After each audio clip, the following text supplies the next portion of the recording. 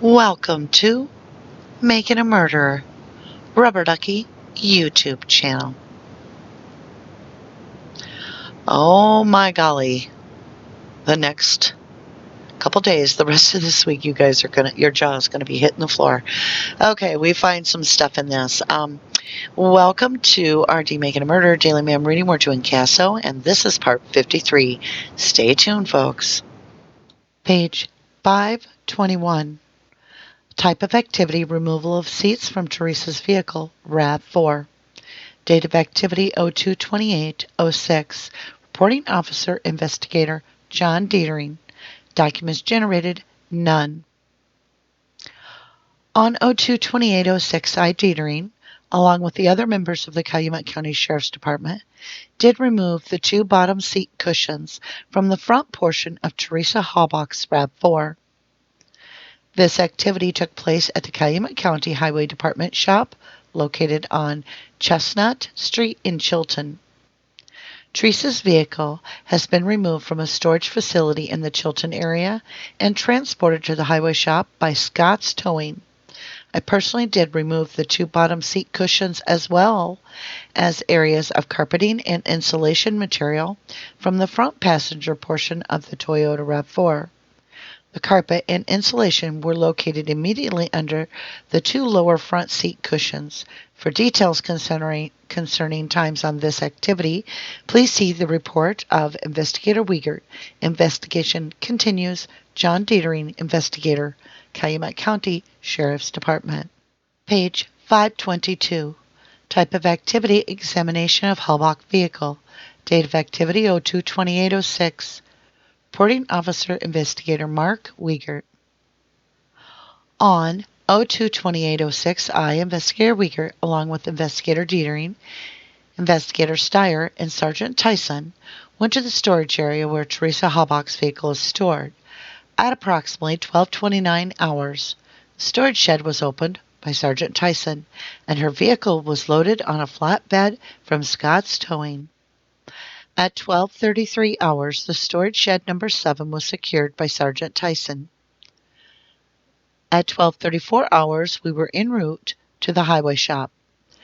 At 12:38 hours, we arrived at the highway shop, and the vehicle was placed into the highway shop and kept in our presence.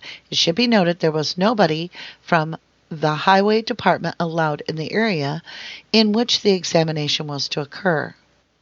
It should be noted that upon arrival at the highway shop, we were joined by Assistant District Attorney Froelich. Investigator Dietering then removed the driver's seat bottom portion. The driver's seat was placed on a clean, unused tarp. At approximately 13:19 hours, the carpet area underneath the front seat was also taken out. At 14:15 hours, the front passenger lower portion of the seat was also removed by Investigator Dietering. At 14:20 hours, we did locate a Band-Aid underneath the front passenger seat. That Band-Aid was collected and photographed. At 14:22 hours, Investigator Dietering did cut out the passenger side carpet. At 14:27 hours, the carpet pad from the driver's seat was also removed and placed on the clean, unused tarp. It should be noted I did photograph the entire inside of the vehicle from both the driver's side and the front passenger side. At 14:41 hours, we did reseal all of the doors and entry points on the vehicle with evidence tape, and the evidence tape was initialed by me. Page 523. At 14:55 hours, Scott's Towing did arrive back at the Highway Department garage where the truck was loaded back on the flatbed and then taken back to unit number 7. It should be noted we arrived back at the storage shed at 15:04 hours and the door was opened by Sergeant Tyson. At 15:17 hours, the RAV4 was placed back in the storage shed. At 15:18 hours, the storage shed was secured, and we did leave the area and went back to the Sheriff's Department along with all the items that were removed from the RAV4. The following is a list of items that were removed and placed into evidence. 1. Under property tag number 9073 one Band-Aid located under the front passenger seat of the RAV4. 2. Under property tag number 9074, carpet which was removed from the RAV4 under the passenger seat. 3. Under property tag number 9075, insulation which was located under the carpet from the area under the passenger seat. 4.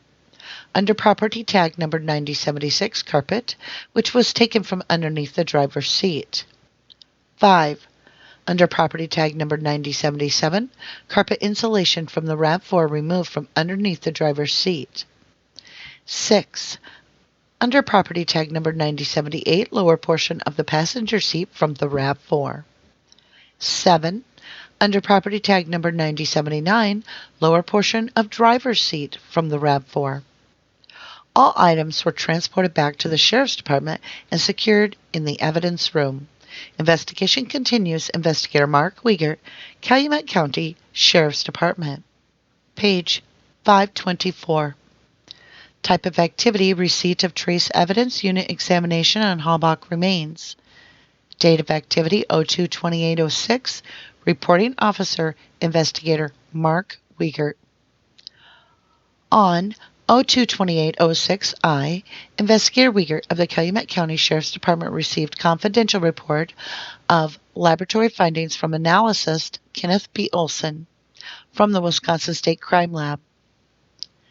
The report indicates the following items were submitted to the Trace Evidence Unit for examination. Item E.J., charred cranial pieces. Item E.K., charred cranial pieces. Item E.J.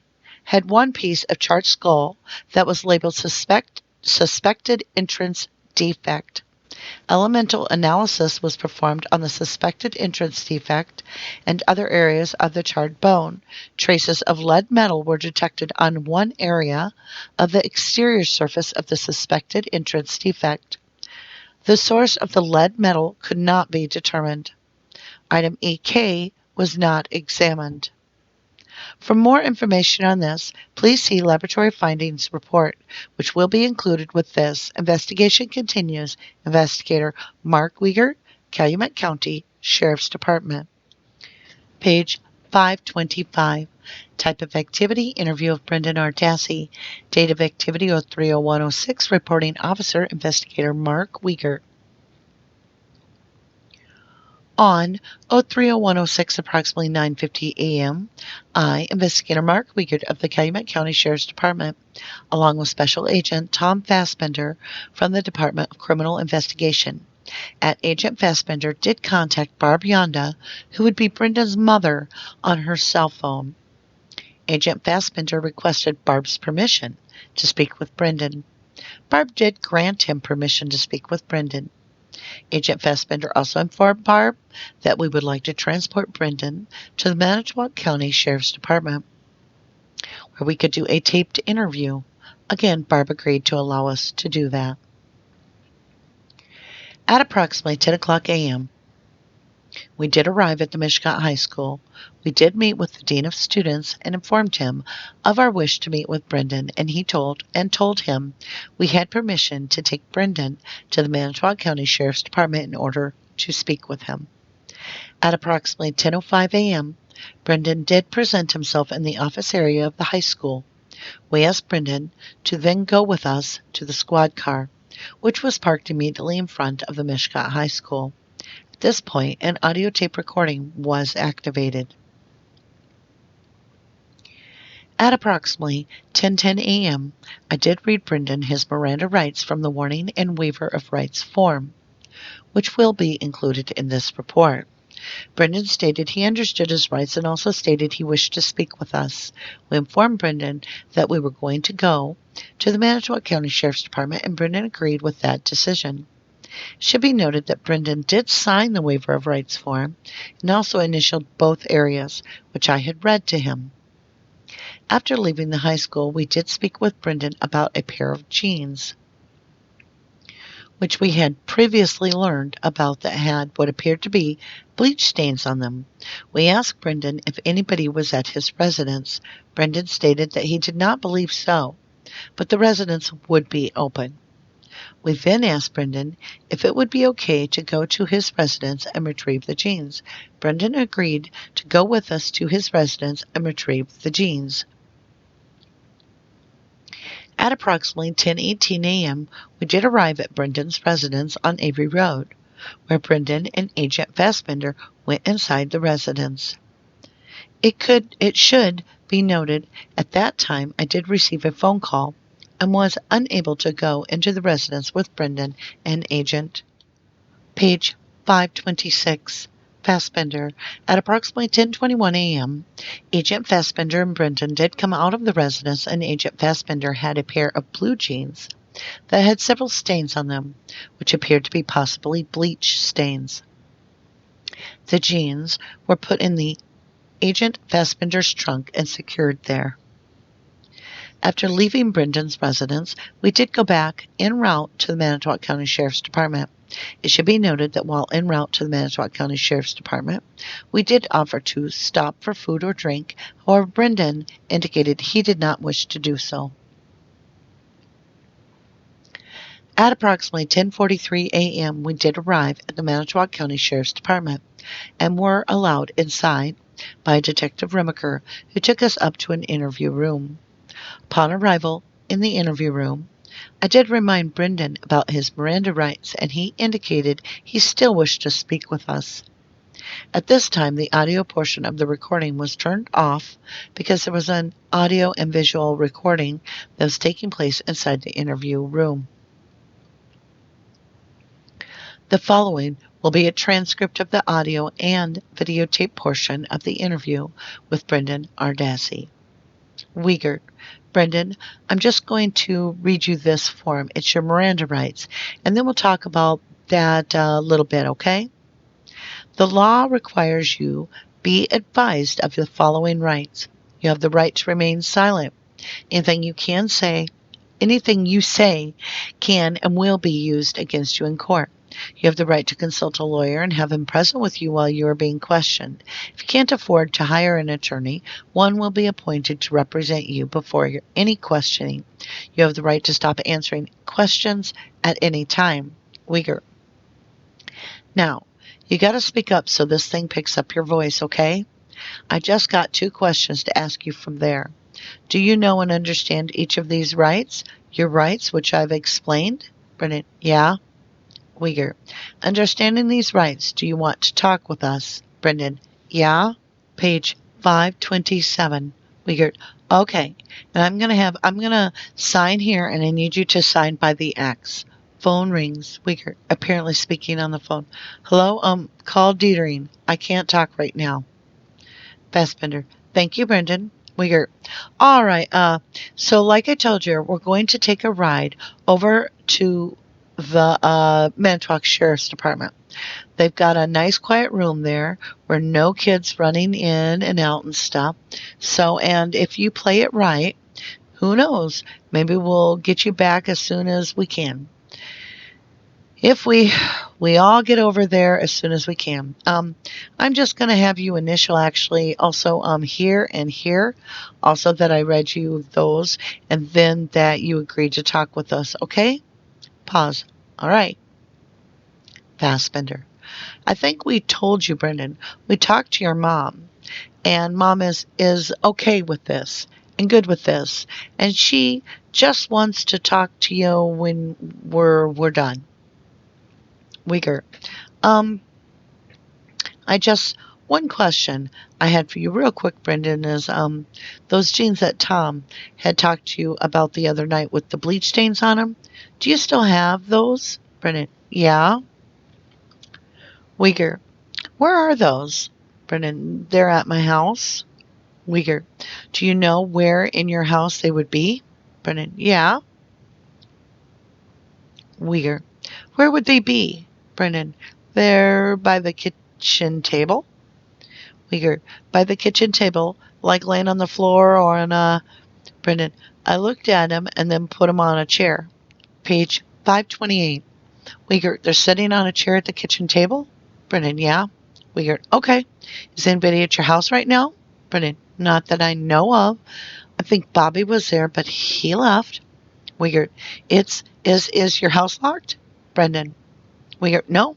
Brendan, would you give us permission to go in and get those jeans? Brendan, yeah. Wigert, just to grab the jeans and leave? Brendan, Wigert, that's a yes? Brendan, yeah. Wigert, you have to speak up in here. Brendan, yeah. Wigert, you give us permission to go in your house and get the jeans. Brendan, yeah. Wigert, okay. Well, I'm just gonna make a phone call quick and let one of our guys know that they can just stop and pick those up, okay? Fassbender, we're not gonna go do it. We're gonna grab. Wigert, actually, we're this close. We could just grab them. How's that? Brendan, yeah. Page 529. Wigert, that makes more sense. Fassbender, and they can meet us wherever they want to meet us. Wigert, sure. Fassbender, if we need them. Wigert, we'll just go over and verify that they're there, grab them, and then we can call them and tell them what they look like and all that. So, Wigert, so you like snow? Brendan, all right. Wigert, or would you rather have it warm up? Brendan, Wigert, no. Brendan, we got 5 in the garage. Fassbender, do we turn here? Wigert, so you can get out of school. So you can get out of school? Yeah. Yeah, I remember being your age, waiting for that snow day. That was a great thing. Fassbender, in that last snow, did you have a snow day? Brendan, no. Fassbender, you didn't get out of school that day? Brendan, no. Fassbender, oh my gosh. Wigert, during that blizzard you didn't? You guys had school there? Page 530. Brendan, Wigert, really? Fassbender, well, mine got out. Pause. Pause. Wigert, do you have to ride the bus to school, or that's how you get to school, right? Brendan, yeah. Fassbender, does Blaine drive yet, Brendan? Brendan, he's got his license, but he ain't got a car to drive. Wigert, what about you? Brendan, I gotta do one more thing with the instructor. Wigert, you gotta do one more thing with the instructor? Brendan, Wigert, looking forward to that? Brendan, Wigert, I'm sure you could find yourself a car out here somewhere. Fassbender, laugh, pause. Fassbender, I imagine this drifts over pretty much. Wigert, I'll bet you get some drifts in this driveway, huh? Brendan, yeah. Fassbender, at least the hole's getting filled with the ice. Pause. Bad in the winter. Okay, let's start our review on page 521. And we're talking about the removal of the seats from Teresa's vehicle, the RAV4. And they are taking the vehicle to Calumet County Highway Department, which is located in Chilton. Now, I want to show you this, you guys. So, when we did Mini MaM Part 6, Blood, Sweat, and No Tears, I did this specific part, which is the RAV4 was processed at Calumet County. Now, the pictures that we know are these pictures.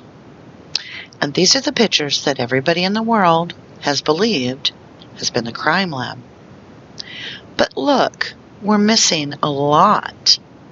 When you look at this, you can see, if you look at the driver's side, we're missing seats, right? Also, this ductwork, it appears in this picture. This picture shows up. You got it. In the pre-architectural planning for Calumet County Highway Maintenance Facility. Let's see what page it's on. It's on page 13. So you see, this ductwork proves that they are indeed at Calumet County when they're processing that picture. So let's look at, whoops, didn't mean to do that. Let me grab this. Let's go back and look at this one more time. So this is the picture of that area. Now study the ductwork. Now the picture from the actual brochure is going to be implemented by putting it on top, layered on top. Now if you look really tiny through the passenger window, You can see Wiegert, I believe, over there. I believe that this is Detective Froelich on the computer, but I'm not 100% sure. However, bam, same ductwork. Exact. And, as we discussed, it comes from Calumet County. So I believe this is when these pictures were all taken when they were dismantling the interior, quote unquote, looking for a knife. Or are they looking for that stuff? So on page 522, we have Mark Wiegert reporting that indeed the Assistant DA Attorney Froelich is there. So that may be him on the computer. Now, as we go forward, we're going to boot scoot ahead to page 524. They're still looking for evidence in the case at this point, and we're in February, into February of 2006. 2 bones come up. There are 2 individual pieces. One is item number EJ. The other is item number EK. EK is not examined. Don't ask me why. But they find trace of lead metal, and the metal can be identified. The one piece of the charred skull that was labeled suspect entrance defect. So they're looking at the skull unit, and this is important. This is important. And then, yeah, here we go, guys. Are you ready? All right. Now, we did do a live on this because when I was doing this ahead of time, I really had to. I do the read, then I go back and I do the review later. I'm doing the review separated between our lives. So our live actually took place in the middle. So page 525, we have the interview of Brendan Dassey. And I will comment on this. They pull him out of school. They tell him that when we asked Brendan if it would be okay to go to his residence and retrieve jeans, he agrees. Okay? So Brendan, a minor, has given permission for them to go in and retrieve bleach-stained jeans as evidence against Brendan. So 527 is the page. Fassbender starts off. I think we told you, Brendan, we talked to Mom, and Mom is okay with this and good with this, and she just wants to talk to you when we're done.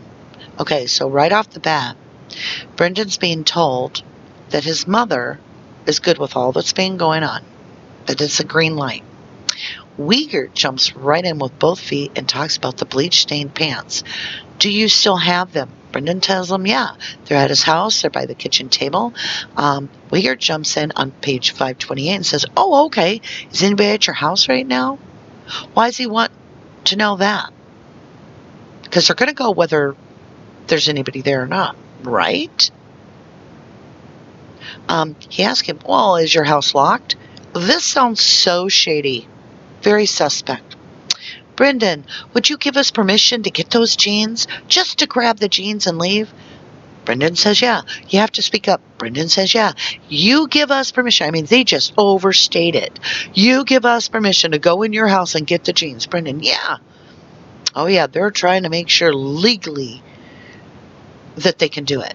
What's weird is Wiegert says, well, we can call and have our guys go pick it up. Fassbender's like, oh, we're going to grab them, right? Fassbender's like, oh, yeah, that makes more sense. Of course, that's a good idea. We'll just go over, verify they're there, grab them, and we'll call and tell them what they look like and so on. Do you like snow? Is that a Freudian slip? Slip. And then the rest of that call, which is going to be very, very telling, happens tomorrow. It tells you what they're really going for at the Dassey residence. It's right in Wiegert's phone call. And if you haven't seen that live and you just wait for that, your jaw is going to drop. So, okay, you guys, that was the review. Thank you. We're about to find out tomorrow why they're trying to park this car. And you guys are just going to be like me. Your jaw's going to be on the floor. And, you know, you get now where the pieces fit together with Calumet County. Obviously, whoops, yeah, here we go. Just a little visual reminder. Look at the ductwork here.